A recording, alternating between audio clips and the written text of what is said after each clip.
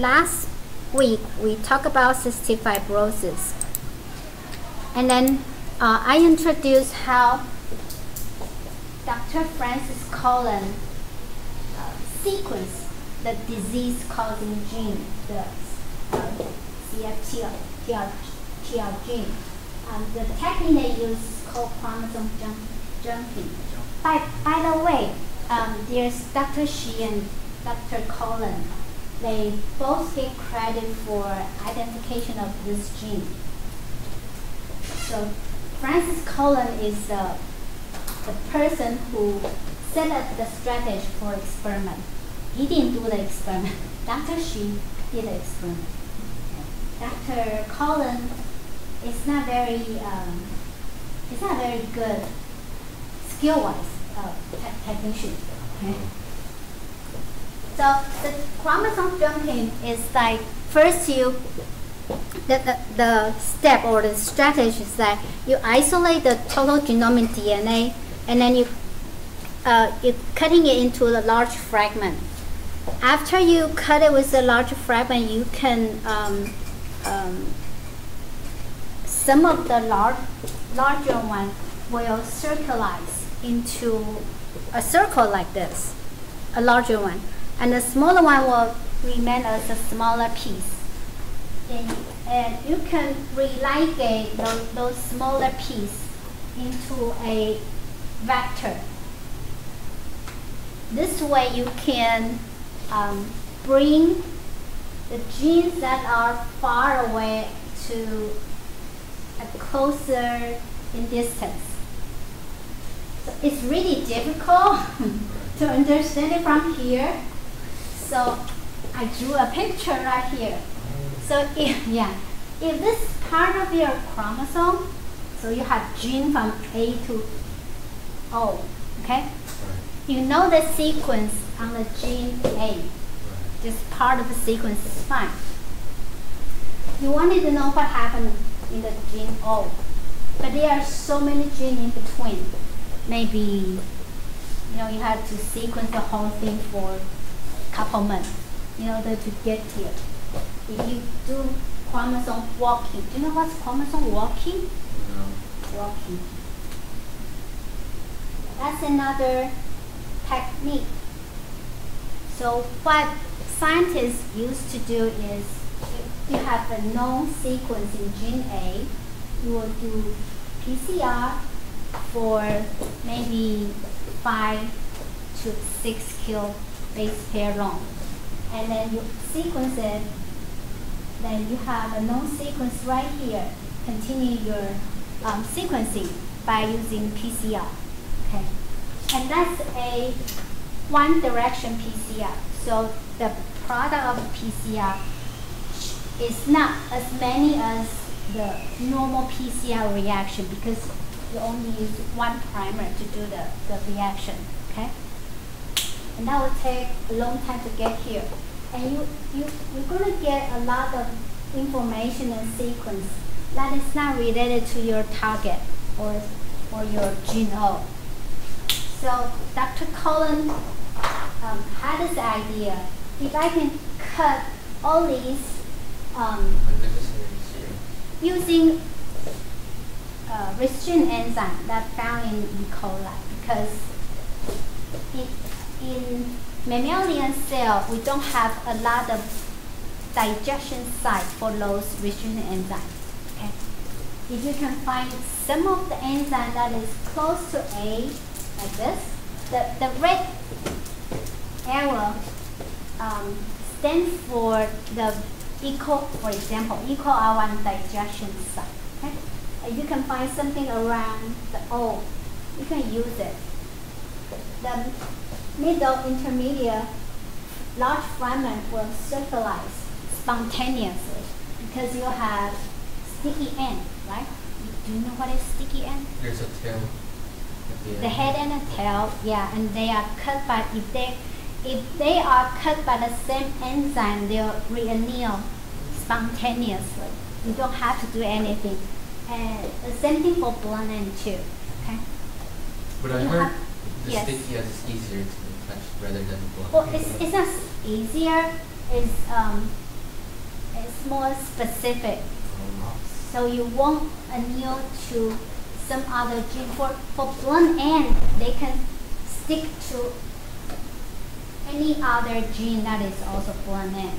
Sticky end only recognize restriction site that's being cut by the same enzyme. Okay? So using the sticky end. If you have a PCR product, okay, PCR product, and a lot of people think about, I'm going to clone the gene after PCR reaction, right? So you will linearize your expression vector, and you have PCR product. Can you just stuff this fragment into that vector? If you blunt end, and I cut the fragment with smart one, okay? Okay. If I cut it smart one, and that will create a blunt end. Right. Then you have a PCR product. Can you clone directly in there? Clone directly? Yeah. Just mix these two together, and they'll become a circular DNA. Unless if the PCR results also blunt, then that's a possibility. And then, yeah, there's no specific issue. But then again, how many CNGs are? Has nothing to do with CNG. No. Nothing. But it is very important for you guys to know, for all the PCR reaction, even though we only see one single band on your gel, that doesn't mean all of them are 200 base pair long. Some of them might be 199. Some of them might be 189. Some of them are 195. Yeah, so that single band represents a heterogeneous population in length. And so it's not really blunt end. You see just one single band. So the best thing for you to do is to cut this PCR fragment again. Cut it again. Yeah, make it straight. And then stuck it in. And you, if you want a better ligation reaction, you should dephosphatate one end of the fragment. It will be easier for them to ligate. Okay. If you cut it with restriction enzyme, majority of the time, one of the phosphate group is disappear already due to the digestion. Yeah. Anyway, that's nothing to do with jumping. So it's still possible then? Yeah. The plasmid can, if this is the plasmid PGM, and if you cut it with EcoR1, if you don't want this vector re-anneal, you need to dephosphatate in order to increase the ligation efficiency. If you don't, you can still do your experiment, but you need to take the chance that a lot of these positive clone may be religation of your PGM. Got it? Okay. That's some molecular biology. Not another one. I thought you should know that. And so after you cut it with EcoR1, the large fragment usually becomes circular, spontaneous, and then you can cut PGM with the same enzyme, EcoR1.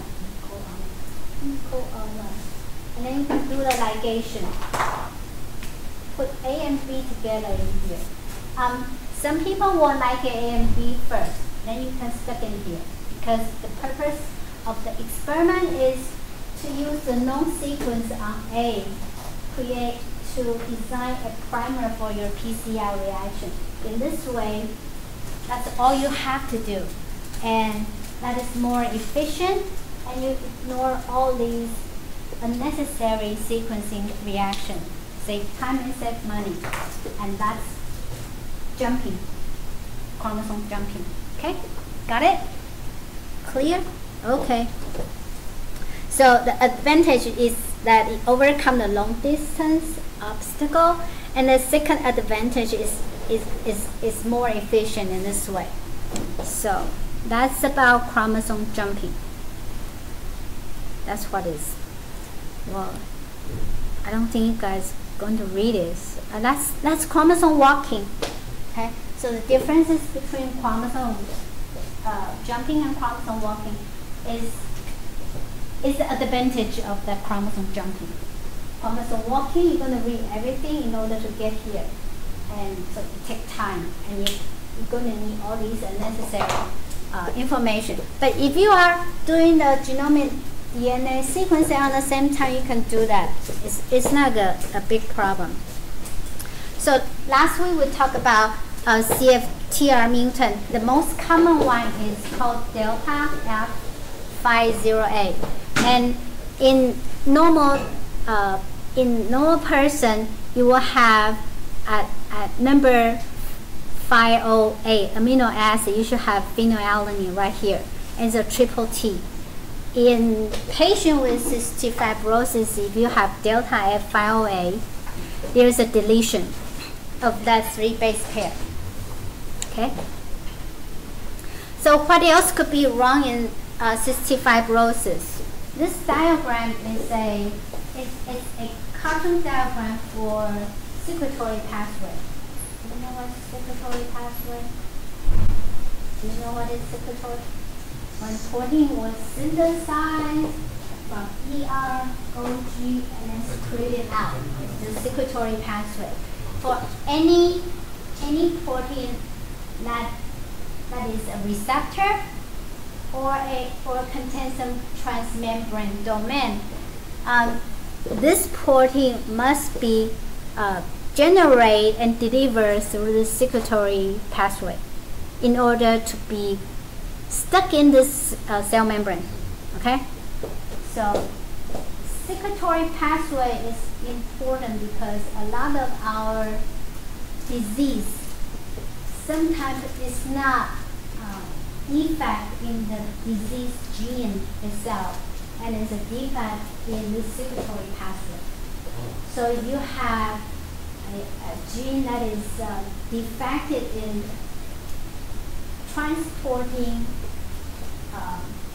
vesicle from ER to Golgi, everything will get stuck in the ER. Nothing will be transported to the Golgi. Okay? And there are many factors is necessary for this transport. Not just the vascular cell, but you also markers on the vesicle to target to the Golgi. And so that's another class story. Okay. So there are more than 1,000 CFTR mutations, including deletion, missense mutation, nonsense mutation, frameshift. Delta 508 is a frameshift mutation, and it's also a deletion mutation, and you have splicing mutation too. So the classification of all these mutations is as following. It's classified by where this protein gets stuck on the secretory pathway. Okay? If class 1 prevent translation, well, something must be pretty wrong for this gene's regulation. Okay? Or class 2 will be a translated protein fall to mature. Maturation meaning being correctly glycosylated or folding. Okay? So all these post-translational modification of this protein, which will ensure maturation of the protein, it occurs in the secretory pathway, especially in the ER and Golgi. Okay, so that's maturation. Class 3 is place CFTR at the cell surface that prevent activation. So if something, or if class 3 meaning the secretory pathway is normal, but something wrong with the protein itself, or something wrong with the cofactor or its neighboring or places, 4 it affects the transmembrane segment. So your receptor could be mature but will never get stuck on the cell membrane. So where does it go? Is it floating in Floating? Where? It's in cytoplasm, does it? Well, some of them will stay in cytoplasm, and some of them will stay in the Golgi. Oh. Yeah, because you won't get stuck on the membrane. And the only way Golgi apparatus can deliver the protein to the cell membrane is by budding in vesicle formation. And this protein got to be get stuck on the membrane in order to be sent to the cell membrane. Okay? So, but it has to go through the secretory pathway, since it has the protein itself still have the signal sequence telling the protein go into the secretory pathway. If the signal sequence is intact, it won't stay in the cytoplasm. It won't. But if well, sometimes it's because if the Golgi apparatus, the Golgi vesicle contains the CFTR protein that is not stuck on the membrane. When this vesicle is fusion, it can get secreted outside of the cell, or some of them will stay in the cytoplasm. And the fraction of those situations where those events happen will be low. Okay? It's not impossible. Class 5 affect only the abundance of CFTR, well, meaning it only affect the expression of this protein, of this gene. That means the number of this protein that get expressed pretty low. So for the class 1, if you have problem in the translation, you don't have a protein. Nothing is here. Got it? For the class 2, these are the example, and delta 508 is one of them deletion too. It get the protein will get stuck in the ER because it won't get folded properly. So in the ER compartment, ER is your QA/QC department to check whether the protein is folded properly. If it's folding in the wrong way in the ER, this protein will get the cell will try to fix it, fixing by D-glycosylate or re-glycosylate, going through that protein folding cycle, fixing cycle. It is really bad, for example, with delta 508, because the structure is badly deformed due to delta 508 missing. And that could be some important glycosylation sites missing. That could be cause a rapid aggregation of this polypeptide. And in the ER, there are systems to send all these unfolded or abnormal folded protein go to the proteasome by ubiquination. Okay? So you have proteasome somewhere around ER and nuclei surrounding, and these protein will be explored outside of ER and get degraded in proteasome. Okay? So if you are interested in ubiquination, you can read it. For the class 3, mutation will be the protein will be on the cell membrane, but it's not activated. And then this is class 4.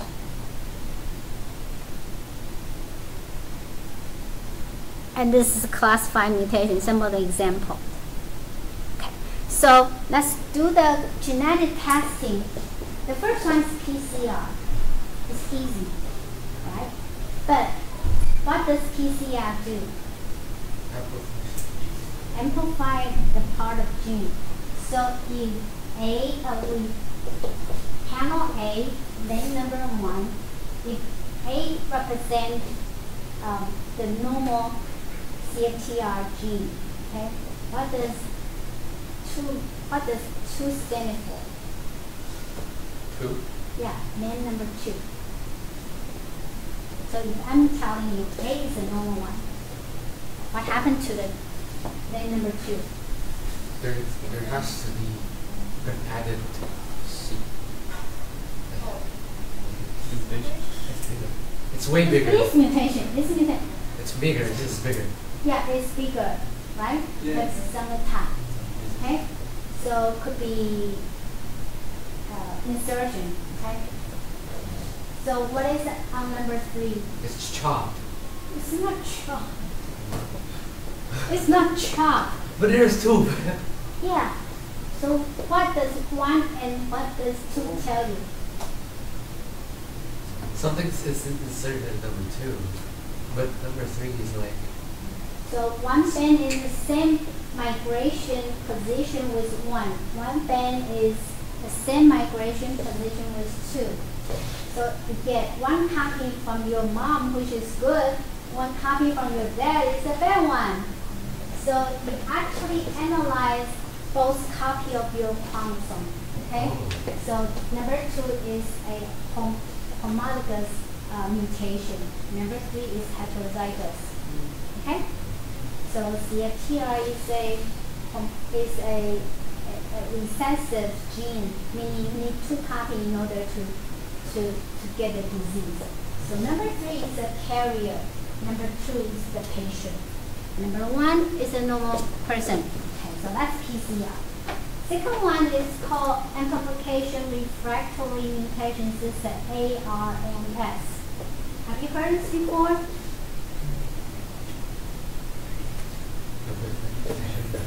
It's one of the PCR technique that you can do quick detection of which one is normal or abnormal. So, But they have the same size. yeah. How do you make sure that? No. Never heard this before? No. ARMS. Holly, did you heard this one from your genetic class? Did you take class from Dr. Jian? Yes. Oh. He would talk about this. I never took this class. You never took this class? Oh. So did you take my class? Yeah, not me, right? It's molecular biology, right? Yeah. But who gave genetic the time? Already? Oh. Okay.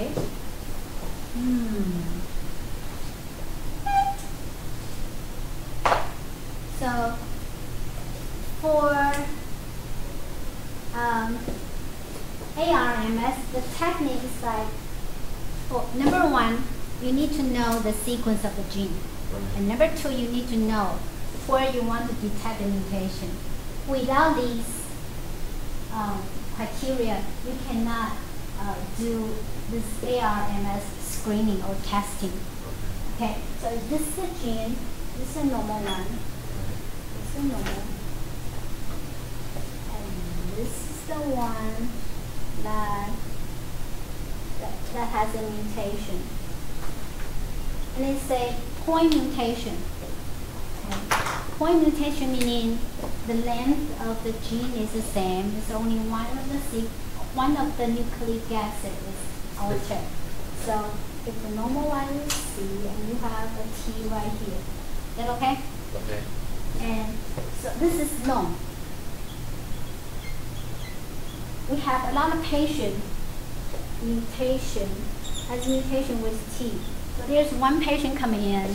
I want to test whether he has the same mutation in here. So you can use ARNS. You don't have to do sequencing. What you can do two different type of primer design. So if you wanted to, we should. All you have to do is design primer that is going to amplify that particular shot. this section here. Okay, this section here. And you have to design primer that cover the specific spot. So you will have primer 1 that has the primer, the end of primer is C. So when you do the PCR, this one will be normal one too. Okay, this is a normal one, this is a normal one. When you do the PCR, you will have a band, right? How about the mutation one? It should though. Yeah, you want a neo. Unless if you put some specific primer that has a mutation. So what happens is, if you use the normal person's sequence to design the primer, it will tell you this is abnormal, right? Because it doesn't have any band to show up. But how can you make sure this is the mutation of T, not mutation of A or C or G? So you need to design another primer that will cover T, that your P2 will have a primer that ended with T. This way, this patient should have a band, and it won't have a band on the normal LDL. Okay, and that's all you have to do in one PCR reaction. You can mix all these primers together and do the experiment. Okay, something new, right? So you can think about your experiment, make it more efficient in this way. Okay.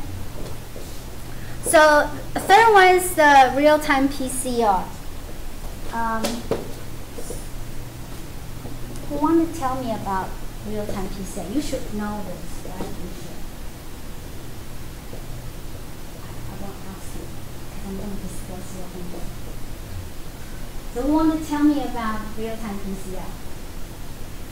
Gerald, you want to tell us about the real-time? Since the machine is zeroed out.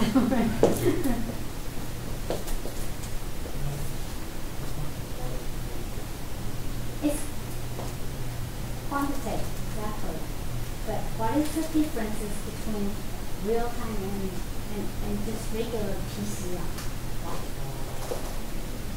The reaction is the same, right? But this one is more expensive. Why? I think in a real-time PCR we don't need gel, and this is more advanced, and we also know the quantity of the amplification, and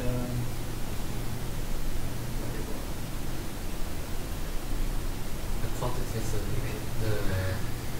You can do semi-quantification for this one by scanning. But remember, all the scanning is a 2D surface. Just 2D. It's not going to tell you information for the whole volume. So that's why we call it a semi-quantification. Think about real-time PCR. It's exactly like PCR, but it actually gives you every single reaction count. So for every single PCR reaction, it has a fluorescent. That's why you need it is more expensive. And if you can standardize your fluorescent intensity, it will tell you exactly copy number from the PCR reaction. But the fluorescent won't, when you incorporate your cytochrome, right? Cytochrome into your PCR reaction. Where's the cytochrome? It's in the double-strand DNA.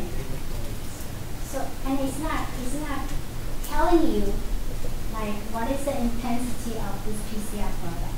So the only way you wanted to do the quantification, you need to release all these separate. So when does the molecule release the separate?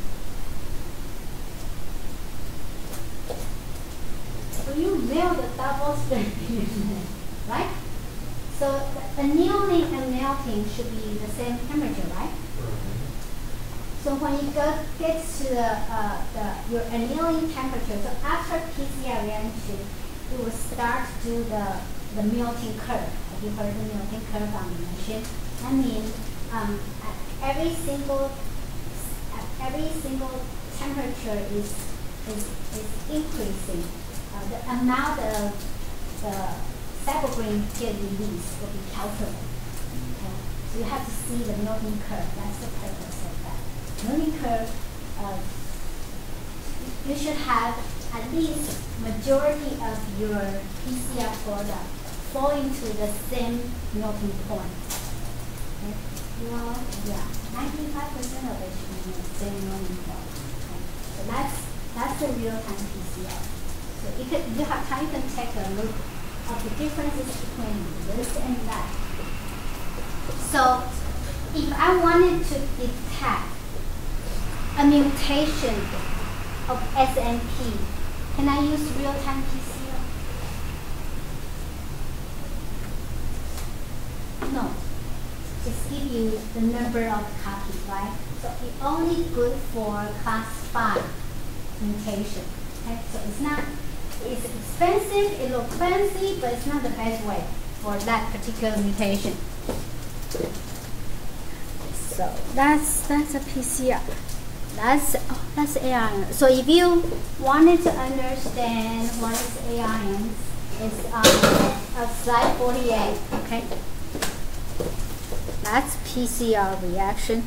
Another way to screen, this is for screening. It's not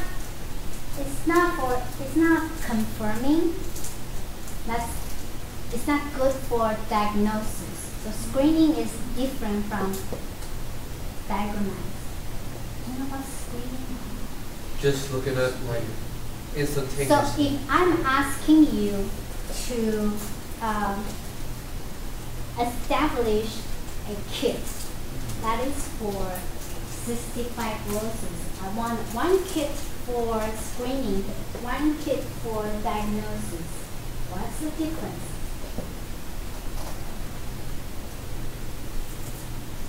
Hold on.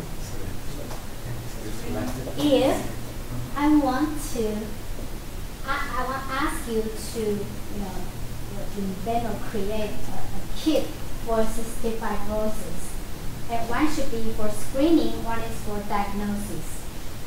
How do you make these two kits? They are different. You should know that. No. Only medical related professionals in medicine. Screening is like So what is the purpose of screening? making sure the indication is possible. If you two have cystic fibrosis, what does screening kit do? It says where possible, suffering from the disease. No, it doesn't have to. Oh. You could be a carrier. I want to do a screening, and I don't have the disease yet. It's not. Well, the onset of this will be 3 years or 4 years old, but I want to test it. I want to screen it. When the kid was 1 year old. Okay. Well, so if you too have cystic fibrosis and there is no symptom yet, and I wanted to know everybody in here who has cystic fibrosis, I'm using the screening kit. Okay? So the screening kit showed me that there are 4 people have cystic fibrosis. Okay? For these 4 people, I'll use the diagnostic kit to make sure that these 2 has the disease. Okay? Well, 7 is diagnosed. No. So what is the difference between screening and diagnosis? The screening strategy, you wanted to include everyone who probably has a disease. Please do not miss any one of them. So the false positive chance is larger in the screening kit. If you have a kid that when I do the screening in this class, and I only spot Michael has a CRT, and it's zero, that is not a good screening kit. Okay? A good screening kit should have both of them get included. Maybe some other false possible. Okay? But you have to make sure identify the right person, right patient, so you have diagnostic specific just for the disease, and to screen to diagnose all four of them, and it will turn out that these two have the disease. So the diagnostic kit will be more precise, and the screening kit should be consider all the possible situation that can interfere with your diagnosis, and should include it in for your experimental design. Okay, so that's the difference between. So normally the diagnostic kit is more expensive than the screening kit. The screening also require the test should be fast and easy, and it's cheap, because I need to screen everybody in this room. Diagnostic, I only spend money on this room.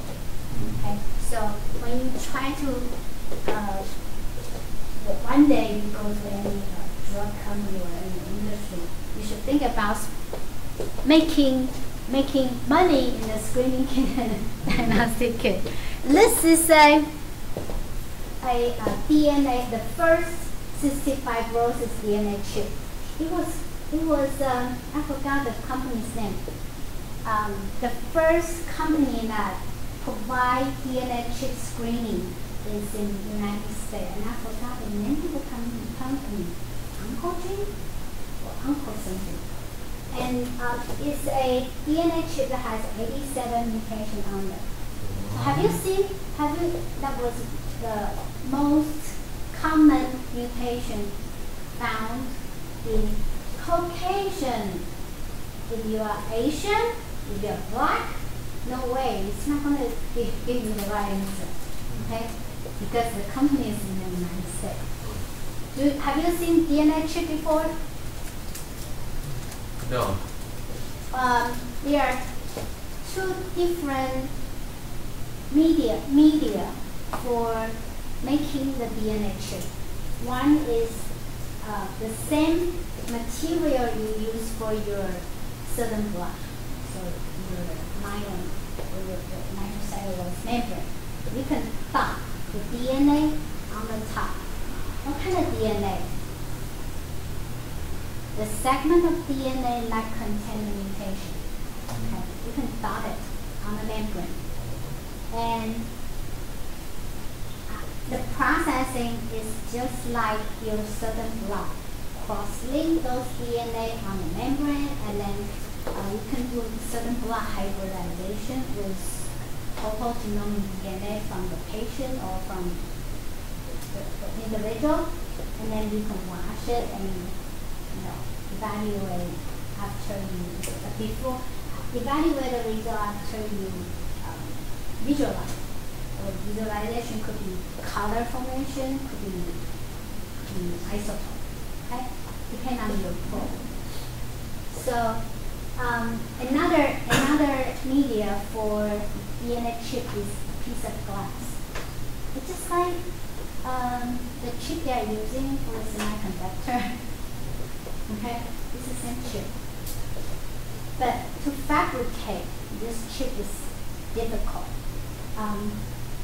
At the beginning of the microarray era or the DNA chip era, you have to use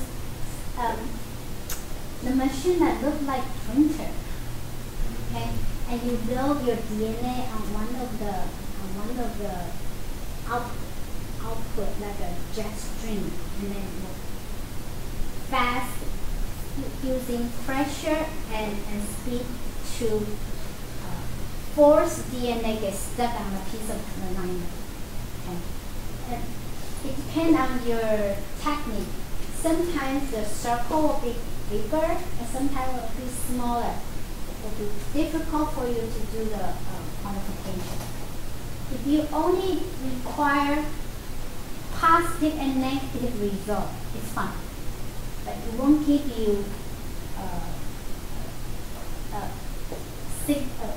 the precise signal.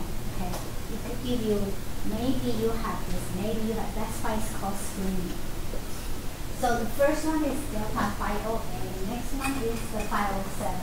These are the most common mutations found in United States. So majority of these mutations only good for Caucasian. So that's the DNA chip. You can use picomorph quality to download it. We used to have this microboard. It's the same as the microarray machine. We used to have this machine in our department. And when I come to when I come to biology department, I have this huge machine just to make the DNA chip. They have this huge machine to visualize this chip. But nobody was using it. Like it's a brand new machine. Nobody uses it because it's very expensive. It costs a lot of money. It requires a particular technique. So it's been sitting in the old lab, but for maybe almost 10 years. A decade? And one day well, it's been sitting, do you know where Dr. Gunn used to have a meeting in that huge table? That's where that big machine was sitting. So when you come to the school, that table is clear. It becomes Dr. Gunn's meeting room, right? That's quite a machine. So does anyone know? I was talking to Dr. Gunn, and then we both hate a machine so much. And nobody uses it. We didn't buy it, but it's been sitting in a room forever. I think Dr. Lee bought it. For some reason, I don't know. We never asked him, but I don't have a bill. But I did ask him, well, do you think anybody in the department want to use it? Because sequence is getting cheaper in a bit. So I asked him whether he still wanted to use this microarray. And he feel like it's a proud we have this machine in this department. So it's good to stay here. And I'm like, well, nobody's using it. Why don't we just give it to somebody who needs it? Okay? Right. I don't know who needs it. Nobody wants it because it's so expensive. But I still don't understand, like, what was the purpose of the meeting? Well, before I got here, I heard they were trying to hire a faculty from Zhongyue. Yeah. And she was specializing in DNA microarray. Yeah. Okay. And that was something what they already set their mind to hire her. Okay. So when I got in here, well, she was one of the candidates who got into that hiring process, right? I was the second one, and she decided not to come here because she wanted a position in the Zhongyue, and it's kind of pretty far from here to Zhongyue. So I never saw her, and that's what I heard. Anyway, we sold it to I don't know who. We have another sequencer. It's also very expensive, and it's Dr. Jian's equipment. It's a huge sequencer. You can do 32 sequences at once. It's a pretty good one too. And that, nobody used it for 10 years. I donated it to Jianghua Senior High School. They use it to teach students how sequencing works. Nobody's using that anymore. Anyway, that's a story for the I was DNA wondering chip. if there's anyone in this school learn about human genetic variants. Probably. Well, if you are studying for human genome variation, usually we are talking about the SNP, single nucleotide polymorphism. And that sequencer is a good machine. So if you wanted to read short sequence, short format, it's fast if you have a sequence that's faster that way. Because you can get a sequence in one day. Yeah. We used to sequence 1,000 DNA and four pieces of gene, so total 4,000 PCR reactions. You can just sequence it. And we have 2 DNA machines and running 24 hours. We have to sequence for 1 whole week to finish it. Yeah. And it costs a lot of money. That was when I was in hospital, because they have a lot of resources. I had funding to do that, because they have a lot of patients. Another, you can use the bead chip. Well, bead is like antibody and antigen reaction. The one that recognizes the mutation box will binds to the antibody, which another end of this antibody will be a bead. And that bead could be either detected by fluorescence or it could be isolated using mechanism. And that, in that way, you will know how many and what is the mutation of that individual. What time is it? 2 o'clock already? So that's big. So, whoa. If you have a patient with 2 affected sites, that's a story. Well, this is the first patient. The first patient identified CFTR in Taiwan as a kid, in Taichung Veterans Hospital. Yeah, and the baby was admitted in. He has 2 mutations. One is exon 9, one is exon 16. It's very different from Delta 501. But he has a very severe phenotype and require hospitalization. And he was my sister is a pediatrician, so she was doing internship, and that was her patient. Yeah, that was her patient. And nobody knows what happened to this baby. Nobody? Nobody. We don't have a case before. Nobody, huh? Nobody knows what happened. Not even, or if you don't know what disease it is, you don't have a target to do the sequence or do any microbiology study, right? You have no way to treat the baby. So, well, my sister is responsible to take care of that patient. And she was pregnant at that time. Okay. So she has to go to the bathroom all the time. Okay. So when she goes to the bathroom, my sister, she's a model student. She studies all the time. She ranked #1 all the time. Yeah. she got to go to the top one school all the time. Shit. She's very aggressive in studying. Okay? Okay. Not like us, right? and when she goes to bathroom, she's still reading the paper. Huh? Yes, she's reading the journal when she was in the bathroom. Well, she's sick. I will. Everybody thinks she's sick, but she I was don't think reading. she's sick. She was reading the cystic fibrosis, Okay.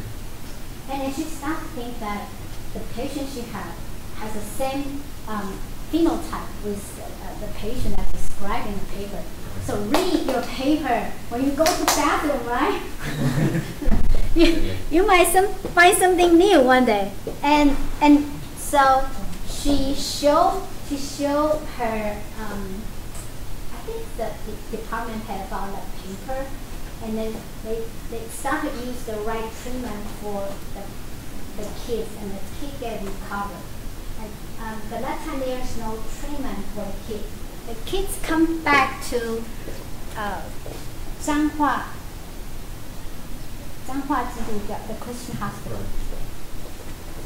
And so what we did was we sent the kids' DNA to that company for the screening for mutation, right? And come back normal, yeah. We come back normal, and we have no idea how to screen or spot the mutation. Another way is you need to sequence the whole gene, but that was a long time ago. The sequencing wasn't that not that advanced, not that popular. It's very expensive, and the gene is huge. So we use one of the techniques called TTG, temperature gradient electrophoresis. So what we did is we PCR the whole gene in several sections, and then we separate them on the gel, just like what you would do for your PCR reaction, right? So you run on the 2% agarose gel. In this case, we're running on a chromite gel, which gives you better resolution. Second is a temperature control gel, meaning there's a temperature gradient. I will set the gradient in between the annealing temperature. So usually we set it from 45, 48 to 68 on the top. So you have a temperature gradient. If you have SNP or any mutation, the migration of the band will be different, will be separated on the gel. That's TTG. You need to buy the particular equipment for doing this analysis, but you can also use the coating gels apparatus to do the experiment. But when you are loading your DNA, you need to make sure the carbon and bottom temperature is different. So you should put some electron here to heat it up, or electron on the top to heat it up, and electron here to maintain the temperature here 40, 45, or 48 degrees. So that's we try to do that. Just set up a TTG by ourselves, but it's not separating very well. So you have to buy the equipment. That's how if you run the bisachromide. Do you know what is bisachromide?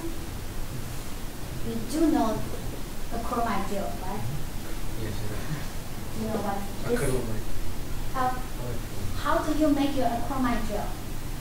How do you make it? Yeah. Just use the powder. Two powder. The chromite gel is cross-linking of two chemicals. It's not just one chemical. This is a chromite, okay? And 10% is a chromite. It's good to separate somewhere around maybe 5 to 10 base pair. If you have something that is 1 base pair in difference, I would recommend 12% disacromate. Okay? And that's how usually we use acromite gel to visualize our DNA. If you want to see heterogeneous population, it's better, and you also can detect a smaller amount of the PCR reaction.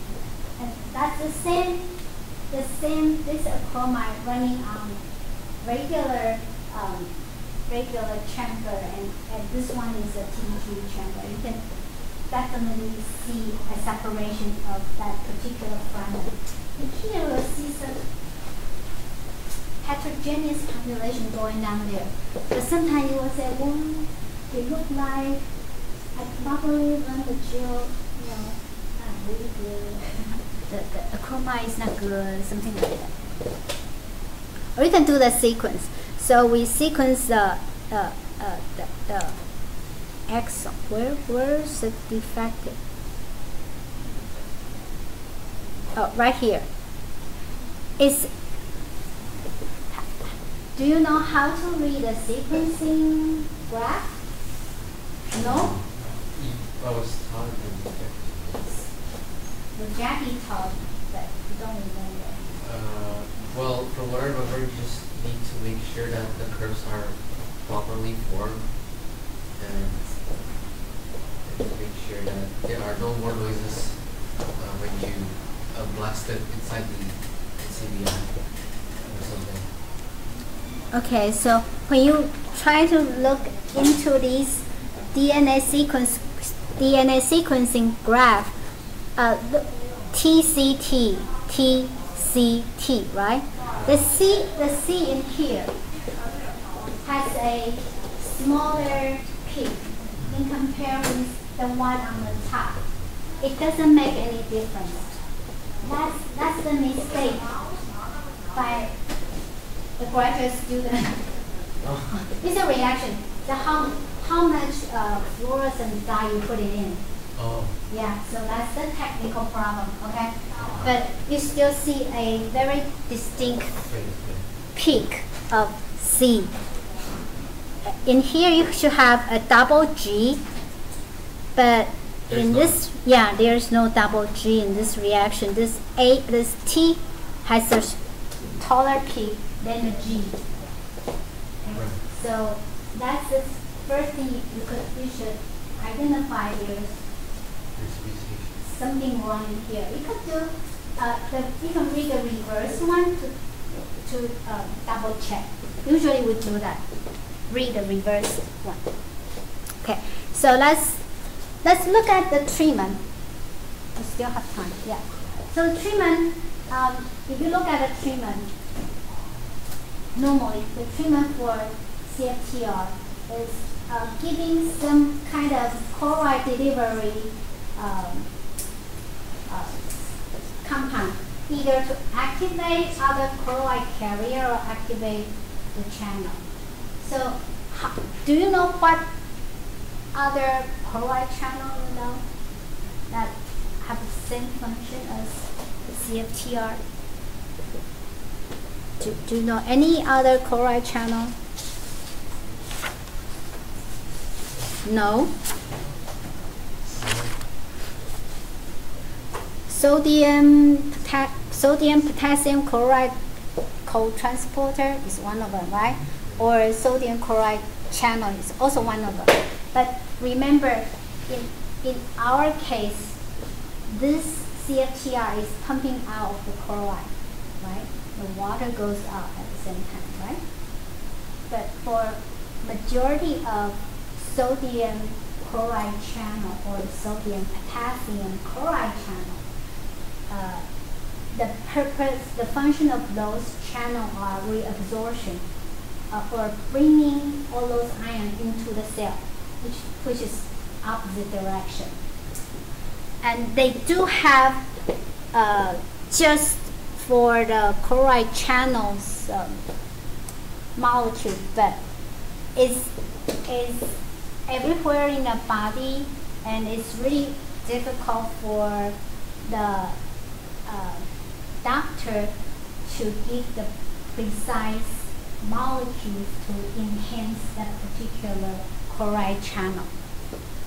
The second one, third one, and the fourth one. The second one is to treat the viscous mucus. There is a build-up of mucus, and also from the result of infection that build up on your epithelial cell. And you have DNA from the bacteria get tangled in your mucus. So you need something to relieve your the lumen of your respiratory tract. So you should give the patient the DNAs to chop all those DNA from the dying bacteria, and or just something to cut all those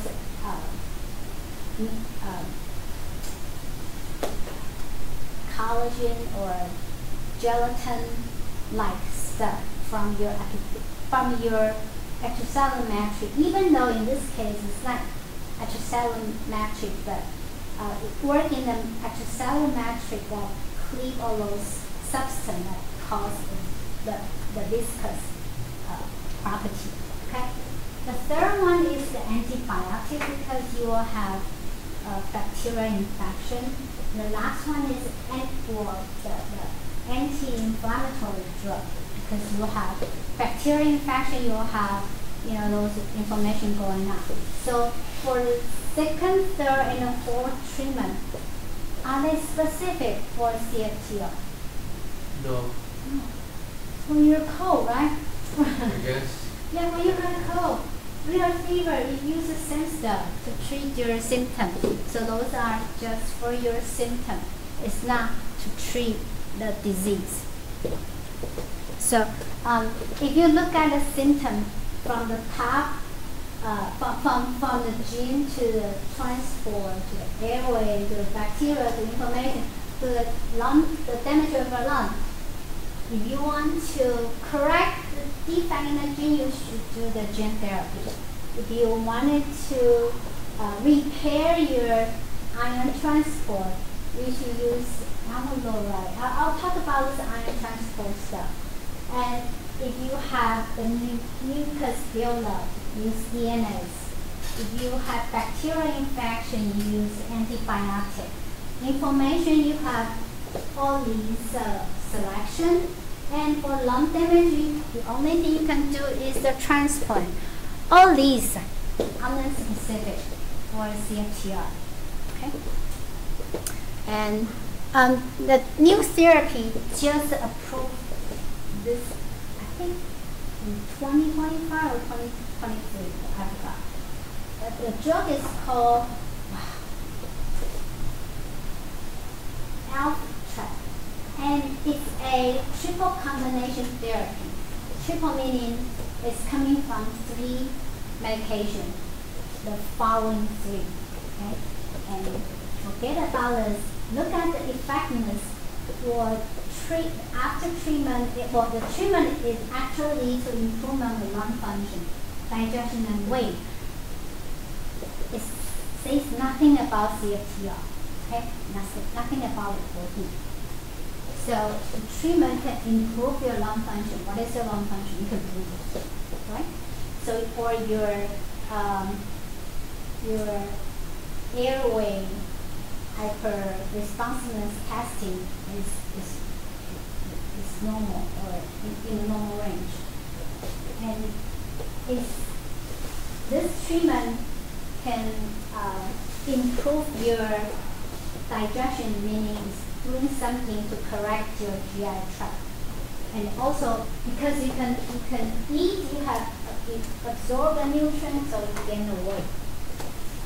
These 3 medications, the first one is Vanzacaftor. That is a chemical that helps putting food in correctly.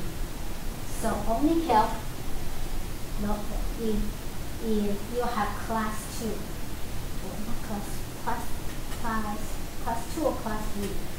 When the protein gets stuck in the ER and get degraded to the protein level. So this medication will help protein folding. The second one also help protein folding. Okay, so these two chemicals have similar function. Why they need two medications for protein folding? So you can fold properly? Because there are so many different factors required for your protein folding. Okay, Right. one could be for glycosylation, the other one could be for deglycosylation in order to get the proper protein folding. Okay, so you need two of them. And the third one is it's acting on the normal CFTR protein. So you will allow, if the rationale is like this, if I can generate one or two molecules that fold properly and get export to the plasma membrane, I want to make sure this protein stay there and the channel is open a little bit longer.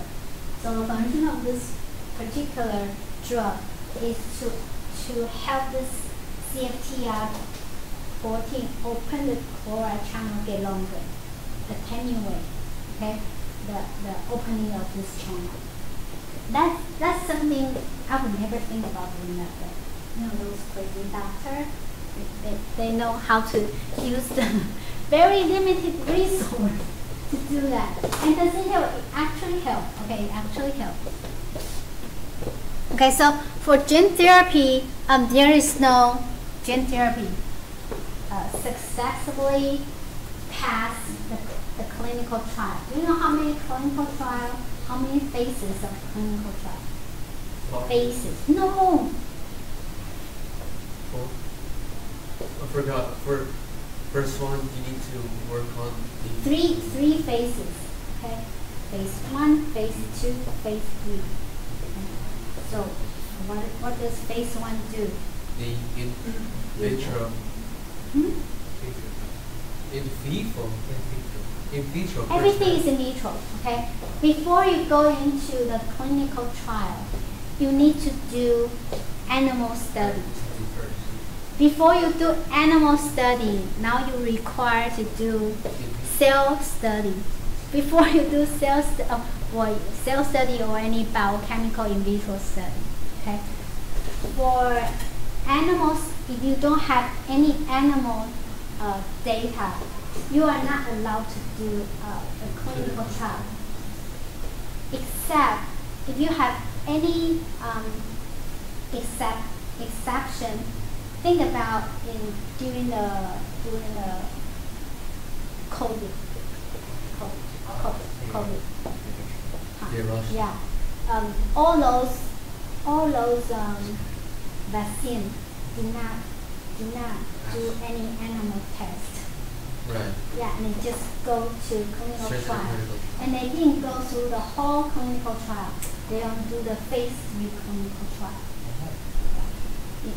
So phase 1 is to see whether it has any adverse effect. Second one is to see whether it can actually treat. Well, so first one you are testing on the healthy, normal population. Second one you are looking at the patient. Okay. And the third one is specific to evaluate everything on a smaller group. So you get more detail on effect of the medication and the side effect of the medication.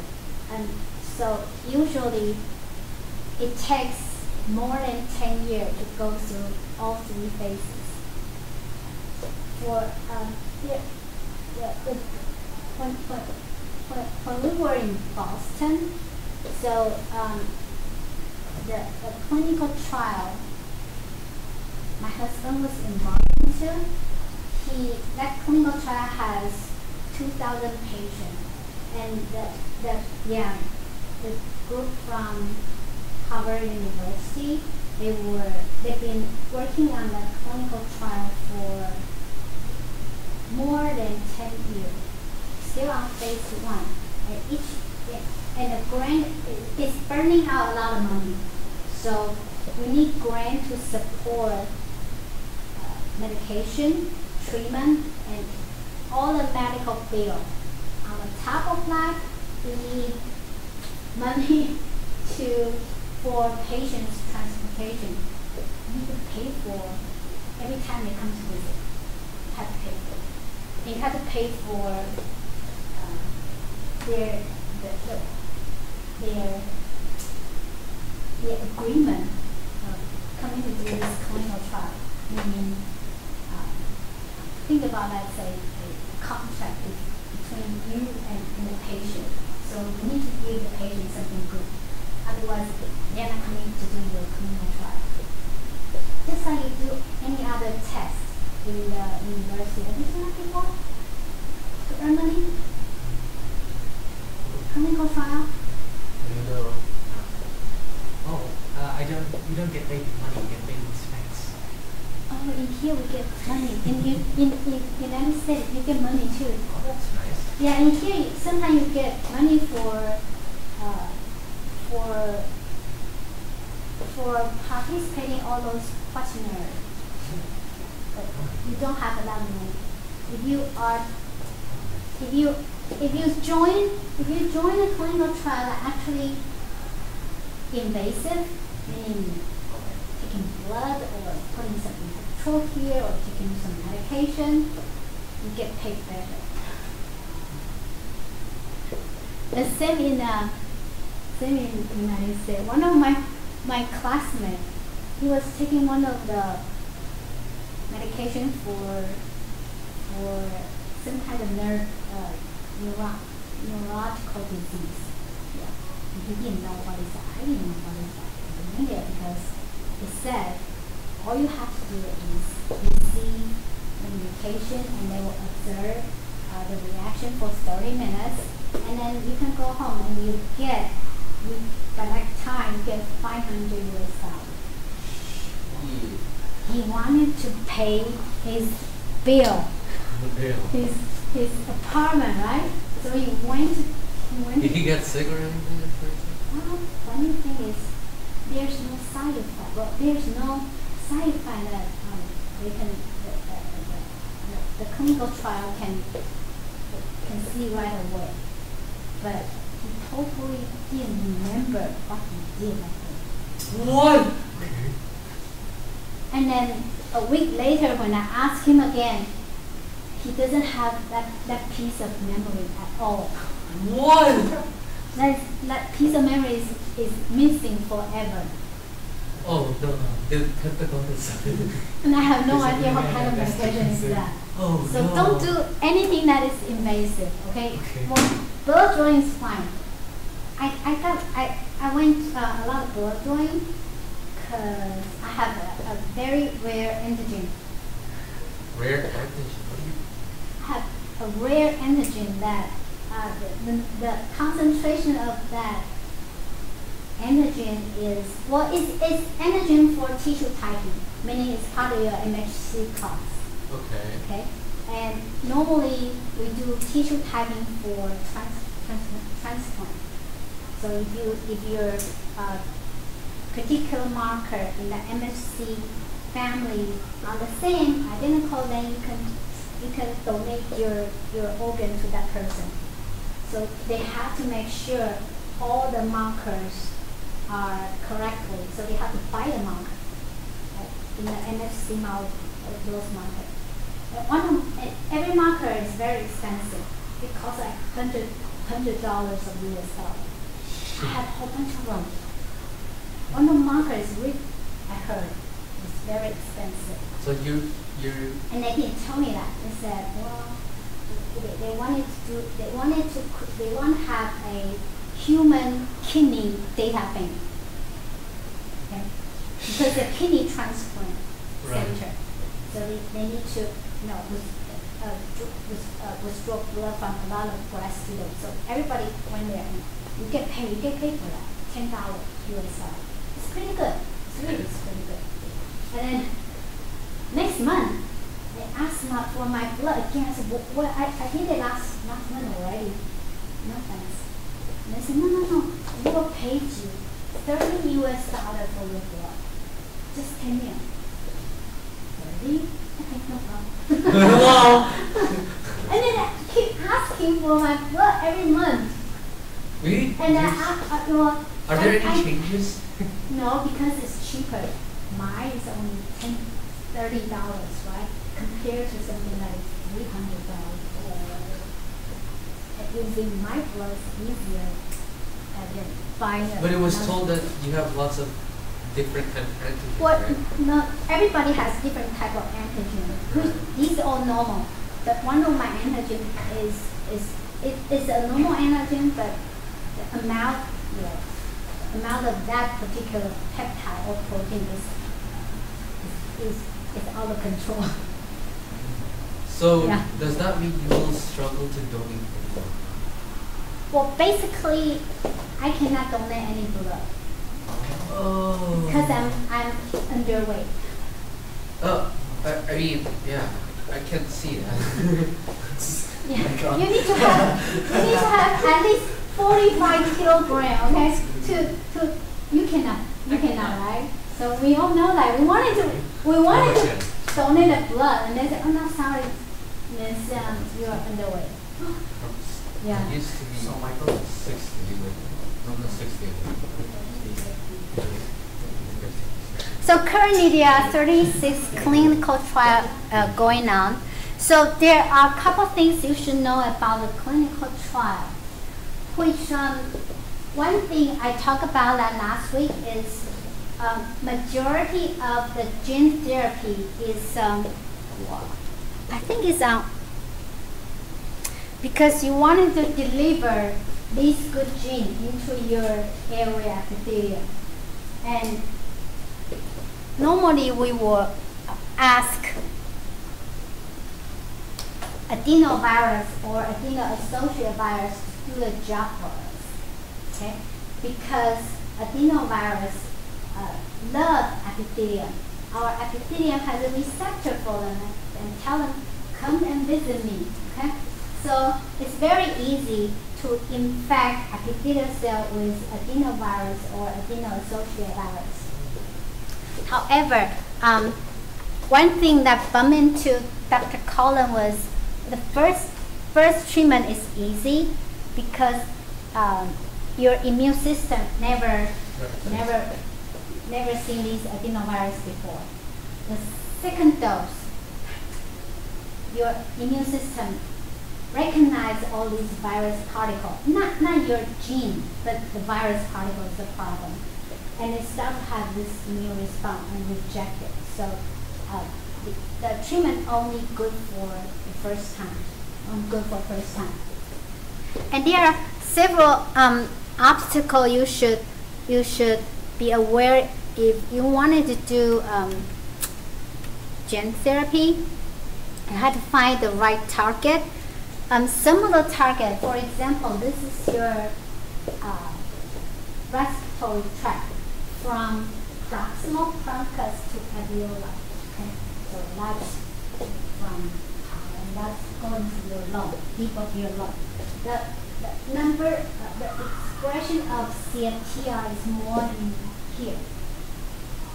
Yes. So most of the adenovirus treatment only goes right here because it's going through your nasal injection. Only less than 10% can reach here. So you still have a lot of that gene that are embedded in your terminal bronchial and your alveolar, and that's not getting the good gene yet. Okay, so that's another problem. So the problem is not your dose is not reach the optimal concentration. The problem is that this respiratory tract is very deep, okay? And expression of protein is very along this chart. So I'm going to stop right here because I want to spend a little bit time. This is 2:30 already. Talking about your homework, okay? Homework. And I promise Michael will talk about his homework because his name showed up on the first one. Actually, I read everybody's homework. Yeah. I think I haven't read yet. Yeah. I just finished Polly's. I haven't read yours. I read everybody else. And it's similar. And it's not and it's also different. It's very interesting. Ooh, Yeah. It's interesting. It's very interesting.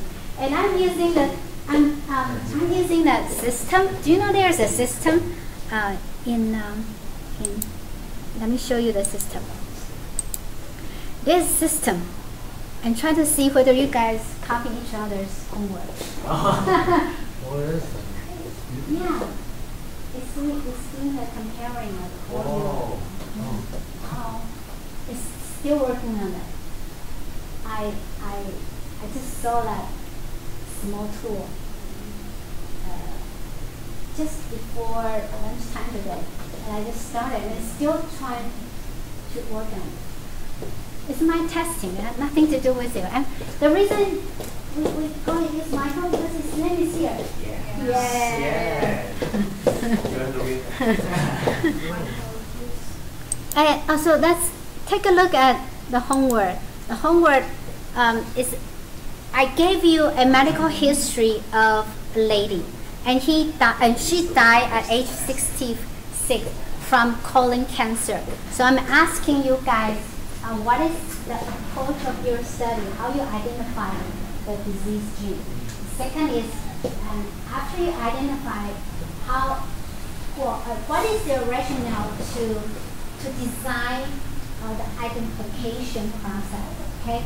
And if you identify the molecule, how are you going to treat the patient? And that's just these three questions.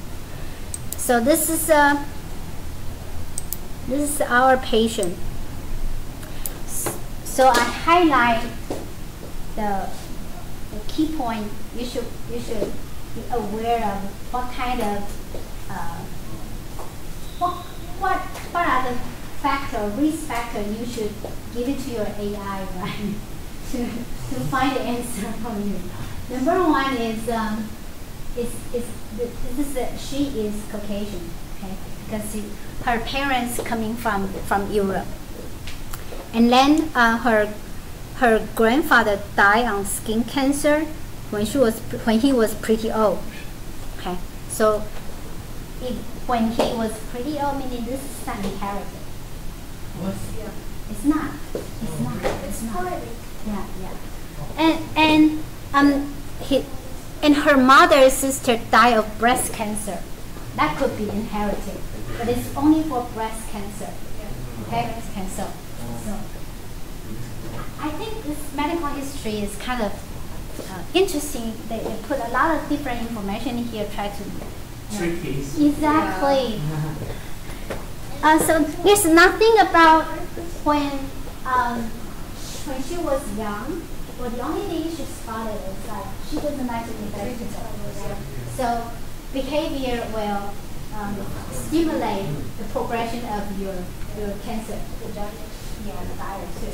And the second, when she was in between 20 and 40, she became a nurse. She started working, and she worked really hard. So stress. Okay? And even though she didn't drink or smoke, she has a lot of stress from her job. And she also had a son when she was 22. Oh, American lady, they marry early, they have baby early, yeah. And so that's another stress. So during this time period, she has multiple stress going on. And can you also mention that she's like offspring of cystic gradually when Well, that's on the bottom. Yeah, she has polyp here. So in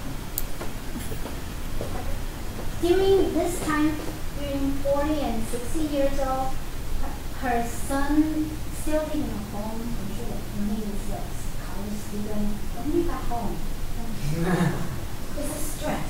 That's also, all these are stress, even though she worked full time and then still keep house and she does a lot of activities. And so during this time period, information is telling you that she is a nurse, but she's not taking care of herself. So she's very busy, but she doesn't do a health checkup. She has a lot of work. Yeah, she didn't do any health checkup. Yes. At all. Okay? So at the end, that's the disaster come. So when she was 16, she was asked to do the screening. And the screening sometimes is a benefit from the company. Screening sometimes is a clinical trial. To be aware of the screening. She got screened and then were referred to having additional diagnostic tests, and they found she has 6 more large polyps, and one of the polyps is invasive. Okay. And so she started to receive treatment. Her treatment includes surgery and chemotherapy. And then 4 years later, 65, she found recurrence of the cancer. It's coming back. And she passed away at 66. Usually if you have a recurrence, it usually takes 1 to 2 years. If it's not very aggressive in average.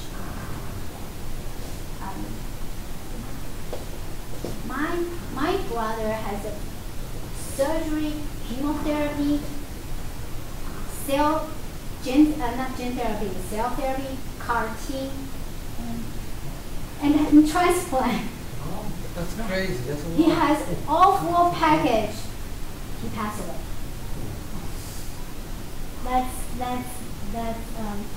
because when right after he received a transplant of liver, 4 months after his transplantation, there's a recurrence coming back. Oh. Because it's not from the new liver, it's the cancer cells already somewhere on the other side of the body. Yeah. And that's something you cannot spot. The only thing he didn't do is the positron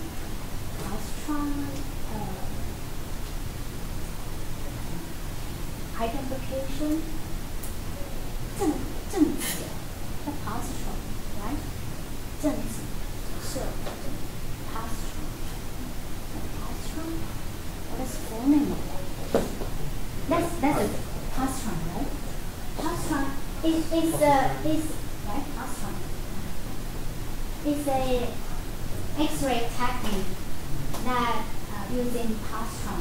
And right before we do the screening, the person who wants to screen using positron, we need to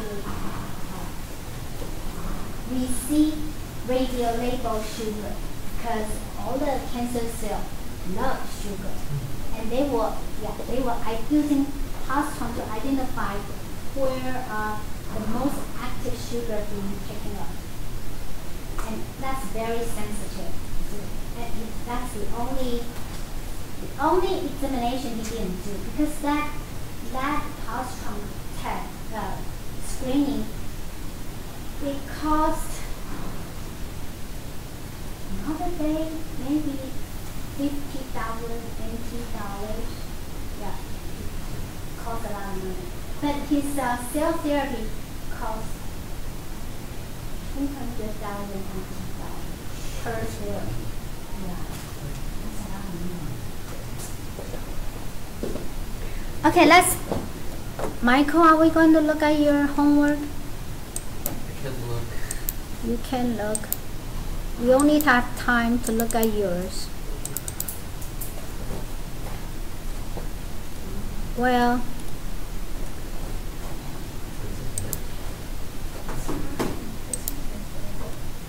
so, what? It's mine. This is yours? Yes. But it's in Michael's. Huh? What? It's mine. It's in Michael's profile. I didn't do anything. What do you mean? How It's not about mine. yours? Where's yours? Where's yours? What's there? Well, all I did was I download it and then I decompress it. That's it. What? That's the decompression. That's why it's in a. Okay, See? that's mine. That's why it's in. Let's see the Tina's file. Yeah, I haven't seen her file. That's Tina. Grace. Tina here. That's mine also. That's her. Oh no, it's not mine. Who's? It's mine. What's going on?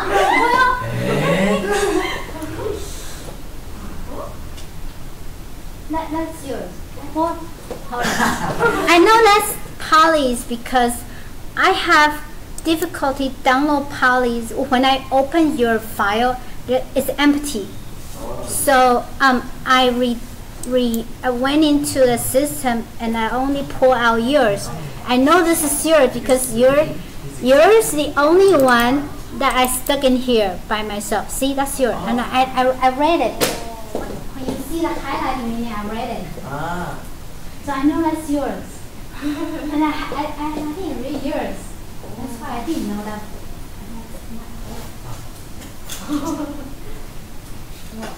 Well, then we'll have. Let's see. Let's find the Michael one. Yeah.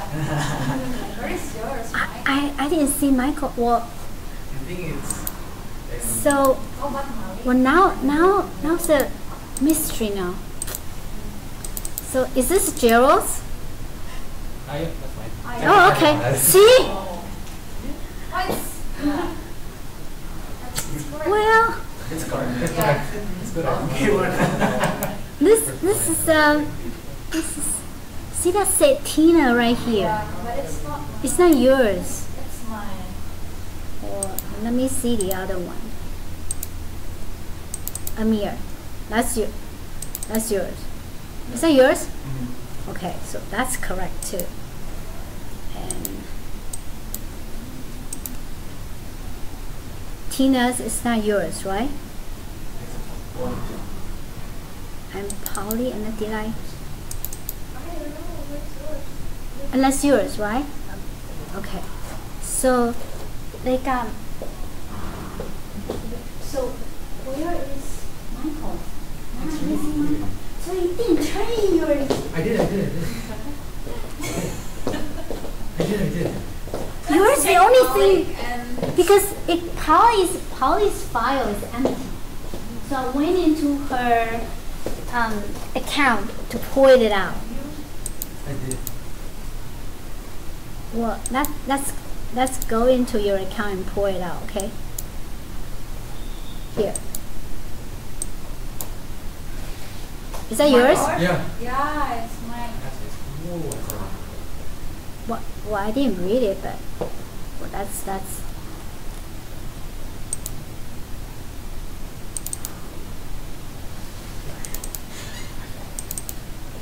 Let's leave you here.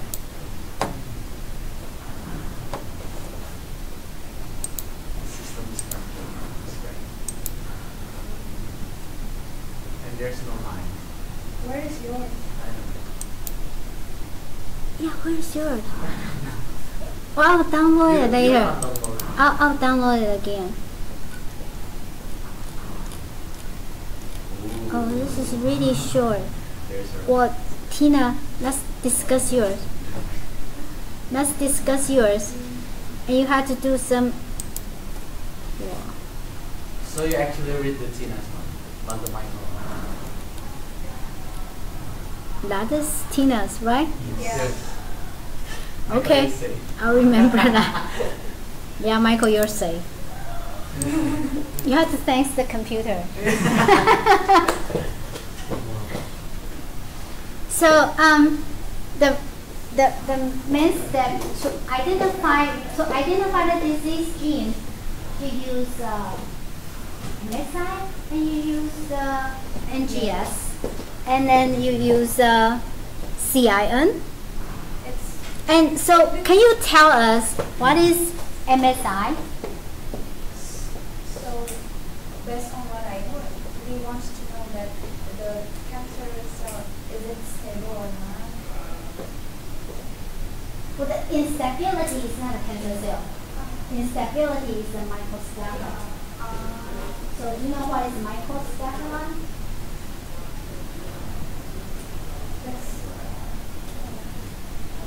Microsatellite is a piece of DNA that has short repeat.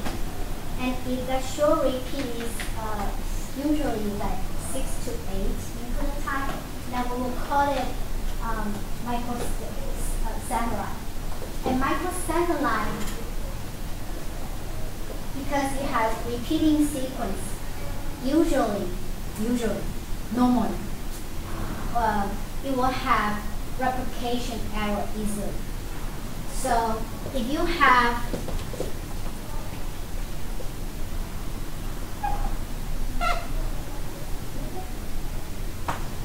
if you have a sequence like CAC, ACA, dinucleotide repeat, 1, 2, 3, 4.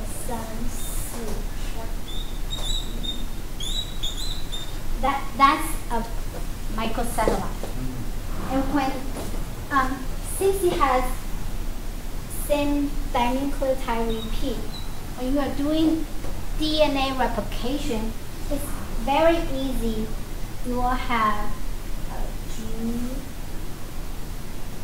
T, and this CA gets slipped into a loop, and then you have CA, and the next CA get read. This one get loop out. Okay, and that's an error. It's called replication slippage. Slippage. When you have repeating sequence like this, and you get loop out. So you have 5 here and 1 here. That's a replication error, and every cell, all of your body, every cell in your body has a repairing system.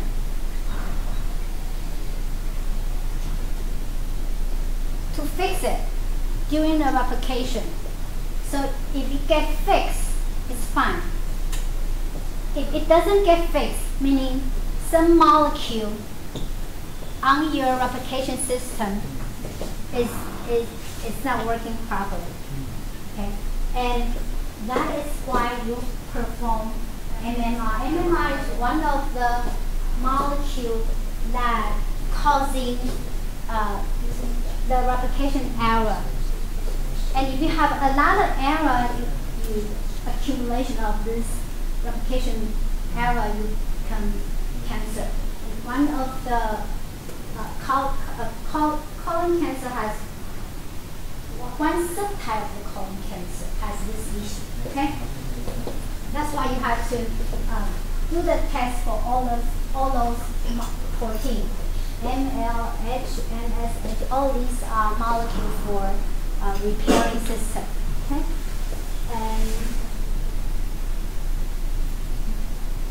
and this screen for Lynch syndrome. Can you explain the Lynch syndrome? I mentioned that as well. You mentioned that? Well, a lot of people mention that. Everybody. Can you all tell me what is Lynch syndrome? It's a So hereditary. it's like a hereditary cancer. Yes, the mutation is passing generation to generation. That's how you Like because cancer screening? yeah. Well, it's kind of screening because it's passing generation to generation, but it's not for her case because nobody in her family had colon cancer. Her grandfather has skin cancer, very old age. So it's not imperative for her case. So if you can do the MSI, meaning you are screening out of, she probably has this Lynch syndrome. Okay?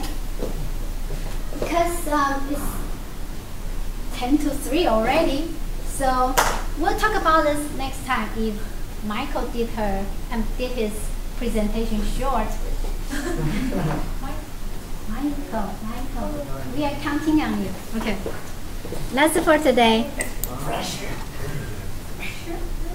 And Polly too, you and Polly.